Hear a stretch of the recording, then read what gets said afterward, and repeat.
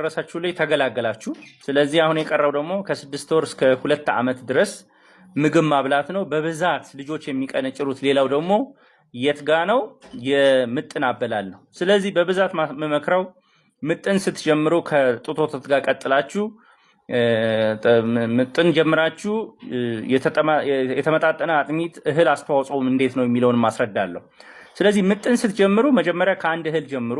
ያው የብር እህል የምንላቸው እንደ ጤፍ፣ ገብስ፣ ሩዝ፣ አጃ ከምንላቸው ብቻ ጀምሩ። ልጆቹ ይጎዳሉ። 2-3 አይነት ነገር ከተቀላቀለባቸው ለመጀመሪያ ስለማይችሉ ከአንድ እህል ብቻ ጀምሩ። አንዳንዶቻችሁ አላችሁ በአንድ ጊዜ በ6 ወሩ 13 አይነት እህል ቀላቅላችሁ ምጥን የምትሰሩ። እኔ ግን የምመክረው በእኔ በኩል ያለው ምክር ግን ስትጀምሩ በአንድ እህል ብቻ ጀምሩ። በጤፍ በቄጤፍም በጣም ጥሩ ነው፣ ብረት አለበት። በቄጤፍ፣ ስንዴ፣ ገብስ፣ አጃ፣ እንሰት፣ ቆጮ፣ ድንች ምናምን በሚመስሉት ጀምሩና 1 ወሩን ወይም 15 ቀኑን በዚህ ከጨረሱ በኋላ በሚቀጥለው ደግሞ 70-30 እያደረጋችሁ 70-30 ማለት 70ው የብር የጤፍ ምናምን የምንለው 30% ደግሞ ጥራጥሬ ሽምብራ ሊሆን ይችላል፣ ኦቾሎኒ ሊሆን ይችላል፣ አኩሪ አተር ሊሆን ይችላል፣ ባቄላ ሊሆን ይችላል። 70-30 ካረጋችሁት ደግሞ እጃችሁን ስትለኩት 70-30። ይሄንን እንግዲህ በየገጠሩ ወርጄ ያላስተማርኩበት የኢትዮጵያ ክልል የለም።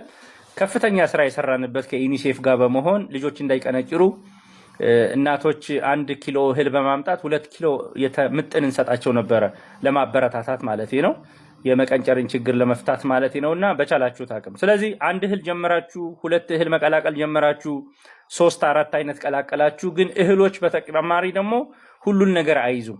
ከእንስሳት ተዋጽኦ አትክልትና ፍራፍሬ ካልከተታችሁ ደግሞ በቂ ስለማይሆን በዚህ ምጥን ላይ ገንፎ በምትሰሩበት ጊዜ ደግሞ ጡት ያላችሁ በጡት ወተቱ ራሱ ማብሰል ትችላላችሁ።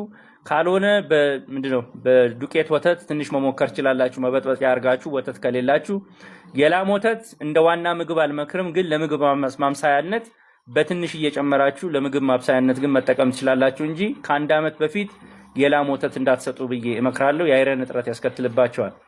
ስለዚህ አሁን ዋናው ምግብ ላይ ነን። ብዙ እናቶች የምታስቸግሩት ልጅ አልበላም ማለኝ እያላችሁ ጡታችሁን ግታችሁ ቀኑ ሙሉ የምትሉ ሰዎች አላችሁ። በቃ